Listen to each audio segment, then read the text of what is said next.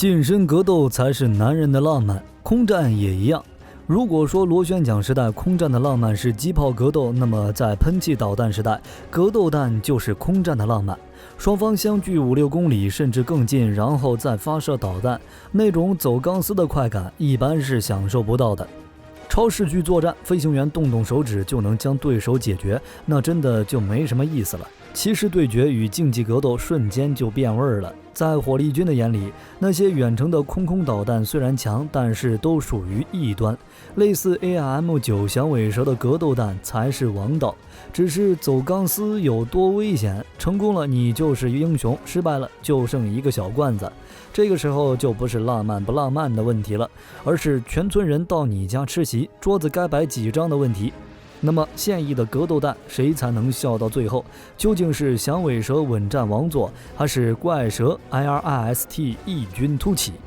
我们常说的格斗弹其实就是近程空对空导弹，战斗场景就是双方近距离肉搏。中程的导弹一般都是被称为拦截导弹，用在超视距作为偷袭敌方的来袭战机，性能其实很强，偏偏火力军不喜欢。格斗弹需要在大离轴高速度情况下进行机动追击，如果采用雷达制导，效率就太低了，不仅扫描速度跟不上，而且锁定角度也十分有限，根本就追不上目标。而且雷达太耗电了，为了保证雷达能够正常运行，导弹的体积和质量也会更大，像个球一样。美国空军早就发展过半主动雷达猎鹰格斗弹，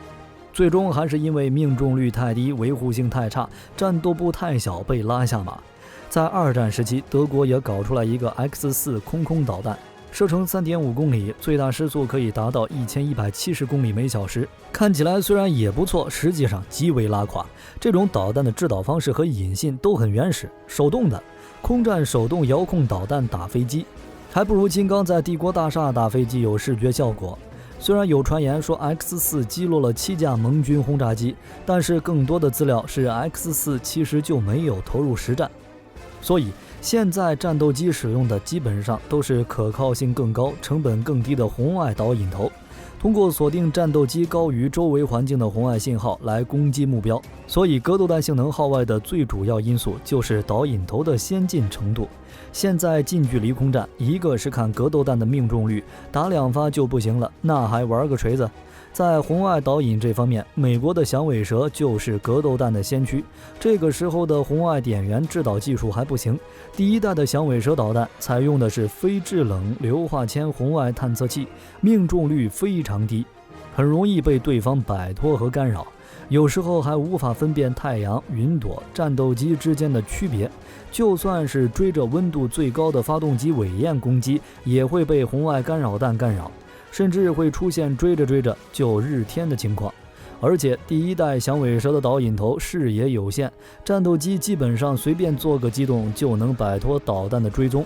在越南战争的时候，美国的响尾蛇导弹命中率甚至还不如机炮。也正因如此，美军在越战之后才会重新给战斗机加上机炮。第2代、第3代的格斗导弹则是使用了更先进的红外探测器，灵敏度也更高，配合近炸引信还具备了一定的向前攻击能力，但还是红外点源制导方式，依旧扛不住诱饵弹的诱惑。于是从80年代末期，美苏英法等都开始对自家的格斗弹进行升级，这也就是3代半格斗弹。在保持导引头基本不变的情况下，运用了多元和扫描探测方式，能够分辨出诱饵弹和飞机，像之前炸天炸地炸空气的情况少了很多。第4代格斗弹更猛，直接装上了红外成像能力，通过红外导引头的感知，可以形成一幅目标飞机的画像。红外成像是对这一特定目标进行锁定追踪，传统的红外干扰弹对这种攻击没用。加上格斗弹的机动比战机更好，只要敌方飞机在己方的攻击范围内，命中率极高。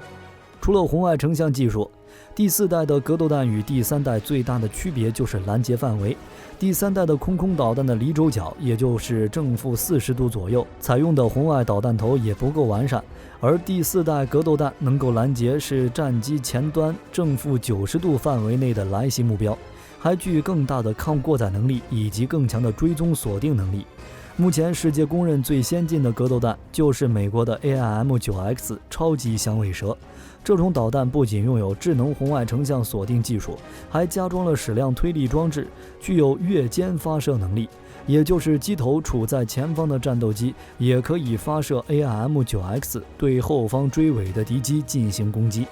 AIM-9X 导弹诞生的空气阻力也很小，可以实现3马赫的超高速度，对于5代隐身战斗机也有很高的命中率。无论是发射角，还是自身的机动半径，还是可靠性与头盔瞄准距的完美匹配，都是公认的世界第一。只是公认归公认，其他格斗弹可不服。就比如俄罗斯的 R73、以色列的怪蛇5、英国的 ASRAAM、德国的 LIST 都跑过来表示自己才是老大，准备争一争格斗之王的宝座。AIM-9X 成名已久，表示不服的随便挨个来。超级响尾蛇能那么豪横，自然是自己的实力过硬。AIM-9X 和之前的 AIM-9M 最大的区别，其实就是导引头和飞控系统，也就是说，二者之间有大部分的零件是通用的。比如这2款格斗弹的火箭发动机和战斗部就是相同的，在导弹的气动布局上采用了新的三角形舵面，减少了导弹的空气阻力，所以 AIM-9X 的机动能力主要靠其装备的矢量推力发动机来提供。发动机尾部加装了一个含有4个翼面的燃气舵，最大过载能够达到50G， 最大射程达到了17.7公里。同时，因为它的矢量能力 ，AIM-9X 还具备了后射能力。导弹离开发射架之后，可以迅速爬升，接着掉头180度，从载机上方往后飞，攻击尾追敌机。可以说，只要携带了 AIM-9X， 飞行员就不必使战斗机朝着目标的方向飞。当然，超级响尾蛇最强的还是它的导引头，采用了大光孔径的凝视成像红外导引头，大光孔径的捕捉镜头，保证了 AIM-9X 对远距离目标的搜索和捕获能力。在6公里的射程内可以获得90度的最大跟踪离轴角。跟前3代的响尾蛇一样，超级响尾蛇也一跃成为了4代格斗弹中的王者。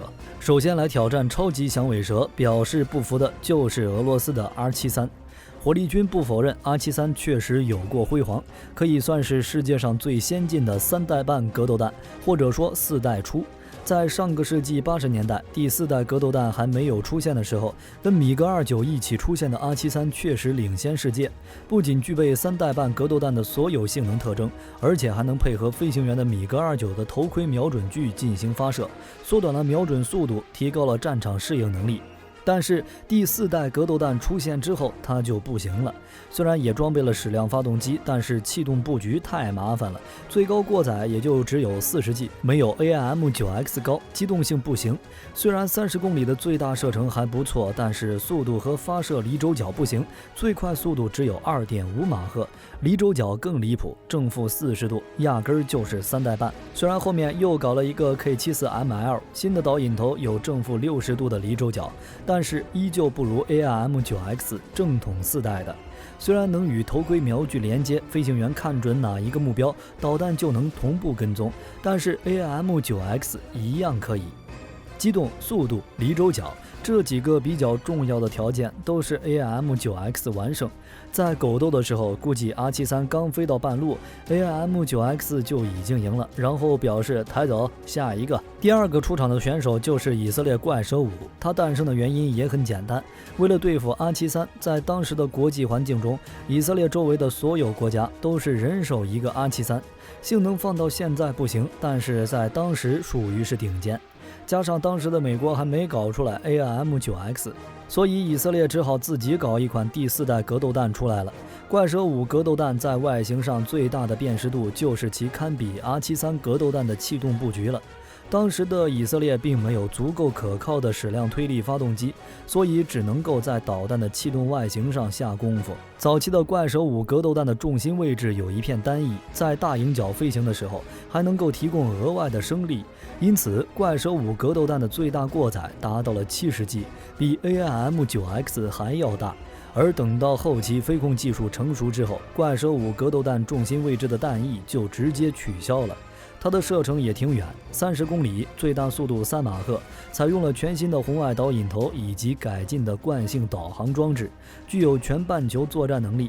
无论敌方飞机从哪个方向来袭载机，载机都无需机动。怪手5能够从载机上方发射，并转向任意角度攻击来袭敌机，同时也是红外成像技术。其实单看性能，怪手5跟 AIM-9X 差不多，但是没有实战。火力军对它的性能存疑，最好估计也就跟 AIM-9X 46开。第3个出场的就是英国的 ASR-AAM， 也叫做 AIM-132。刚开始的时候 ，ASR-AAM 主要是由美、英、法、德这几个国家一块研发。结果项目刚开始，美国就回头继续搞响尾蛇，英德意见不合闹掰了，到最后就剩英国一个人玩。所以从1982年开始研发，最终到1995年才研发完成。虽说时间长了点，但性能还不错，最大速度 3.5 马赫，同样也是红外成像制导，也就是正负90度的离轴角发射。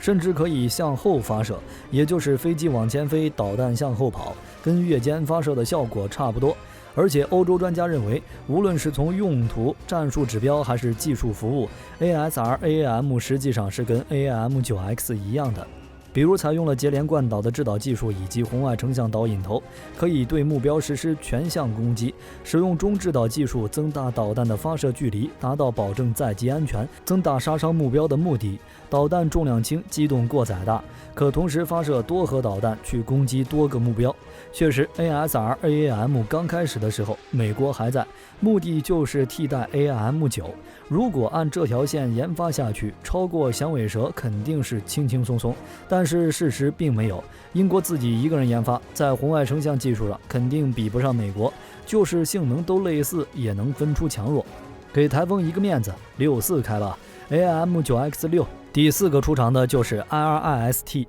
80年代初，西德引进生产美国 AIM-9L， 并一直在对其进行改进。尤其在90年代初两德统一之后，德国对苏制米格29与美制 F-16的空战演练表明，装备 R-73导弹和头盔瞄准具的米格29比装备 AIM-9L 的 F-16在空战中始终占有明显优势，这给了德国空军强烈的刺激。此时，德国认为英国先进空格斗导弹项目进展缓慢，干脆退出，自行设计新的格斗导弹。于是找人研发了一个 IRIS-T， 采用推进矢量控制技术。IRIS-T 导弹具有高度的灵活性，正负90度的寻地器离轴视角，发射后锁定目标能力，防对抗图像处理能力，最大过载大于50G。德国 BGT 公司最初的 IRIS-T 方案类似于 ASR-AAM， 但在德国统一后，该公司接触到前东德米格29装备的 R-73后，立即改变初衷，将重点放在近战机动性上。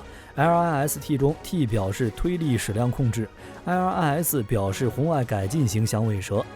作为多国研制的格斗弹 ，LIS-T 可谓是集百家之长。德国负责总体工作以及主要导引头，意大利负责近炸引信发动机惯性传感器，瑞典负责导引光学器件和成像处理，希腊、加拿大、挪威等国也加入进来，基本上就属于是谁家技术先进用谁。结果就是 LIS-T 的性能其实已经不输超级响尾蛇，4代格斗弹该有的功能一个不少。唯一的问题或许就是可靠性的问题，毕竟没啥经验，跟 AIM-9X 64开吧。到这儿就不用比了，论格斗弹 AIM-9X 性能是最先进的，最好也就64开，不服的可以忍着了，等着响尾蛇下一次开擂台，赶早来。火力军一直64开，其实还有一个因素，那就是美国空军独步全球，战机配上 AIM-9X， 揍谁都是揍。就比如 IRIS-T 跟 AIM-9X 同样都是红外成像，正负90度的离轴角，同样都能高机动过载，跟响尾蛇差在哪里？火力军一直说 AIM-9X 先进可靠，那么它到底先进在哪儿？火力军输也要让这几位选手输得明白。AIM-9X 除了红外制导外，还可以在跟踪的初始阶段使用成波制导，发射前不需要锁定，并且还配备了联合头盔显示系统，只要飞行员只是盯着目标，配合全新的数字信号处理装置，真正做到了看哪儿打哪儿，拥有提前锁定、射后不管和射后锁定的能力，以及月间发射的特技。虽说 R73也可以，但是可靠性不行。在现代空战里，锁定对手和被对手锁定都是紧张时刻。锁定简单来讲就是盯住目标，谁来盯其实不重要，可以是飞机上的雷达，也可以是飞机上挂载的导弹。对于近距离的空格斗而言，导弹咬住对方的红外信号不跟丢是最重要的。就像早期的响尾蛇，导弹视野小，只能盯着前面，很容易跟丢。到这儿，超级响尾蛇 AIM-9X 就来到了正负90度的离轴角，就跟人的眼球一样，不管你跑到哪儿，都有人盯着你。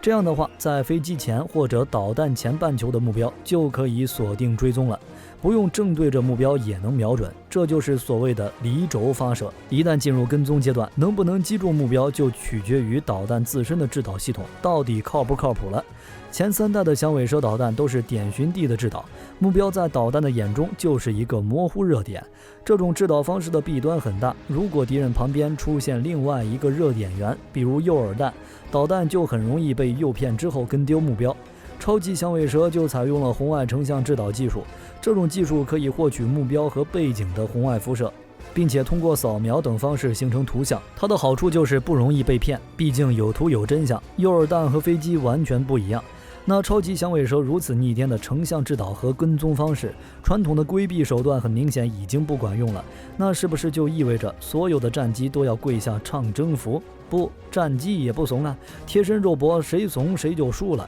既然矛不是对手，那就加强盾，比如新一代的红外干扰弹、红外面源诱饵，原理跟普通的诱饵弹没啥区别，但是数量要多得多。这些干扰弹需要在预定位置发射后，依靠惯性飞行，并在空中摆出各种各样的图案，比如十字、黑桃、三角形，然后模拟大型飞机的热图像和能量分布，诱导红外成像制导打偏打歪。这项技能不仅能用于战斗机，对于大型运输机和直升机这种飞得慢、体型还大的家伙，可以说是跑路必备。除此之外，云层也可以有效阻挡红外辐射。如果你被响尾蛇盯上，身边有云，一头扎进去，或许会救你一命。当然，飞机灵活的防御机动也是逃生的一个方法。到了第4代超级响尾蛇，就具备了全向攻击能力。注意，全向并不等于必中，还有一个东西叫射击限制区，也就是说，与敌机相遇的时候，尽量将自己摆在对方的攻击限制区内，逼迫攻击方换个机位。但是如果执意硬来的话，就可以利用加力和高过载机动摆脱。不过，依靠机动躲避导弹属于是下策，毕竟现代防空导弹的机动性基本上都是远超战斗机。就比如 R73 响尾蛇50-60G 的过载机动，战斗机最高也就9G，所以诱饵弹用完之后，导弹还在追尾，自己又没有主角光环的话，那就没救了。飞行员最好的办法就是白旗投降，施展弹射大法，早点逃出升天为好。第4代都那么牛了，那第5代格斗弹该如何发展？或者说还有没有必要存在？毕竟未来都是隐身战斗机满天飞，甚至是高超视距打击，人在家中坐，锅从天上来。格斗弹肯定有，无论是隐身还是不隐身，空战面对面对拼的可能性还是很高的。现在狗斗的情况虽然少，但还是会有，万一碰见了无弹可用，那不就直接记了。如果之后激光上天，那就另说，中距的都没了，更别说格斗弹。先把时间拉近一点，说点现实的。如果说之后空战全是隐身战机，拼的就是哪家的雷达更先进，哪家的导弹红外成像能看得更清楚了。其他方面，比如速度、离轴角之类的东西，差不多就行了。现在的向后发射，稍微花一点时间就能搞定，速度也能更快，但是能不能超高音速就不好说了。毕竟导弹内置的发动机有点大，占位置。各位认为第5代格斗弹会长什么样？欢迎在视频下方留言评论。如果内容有不对的地方，也欢迎各位在下方指正。我是火力军，我们下期再见。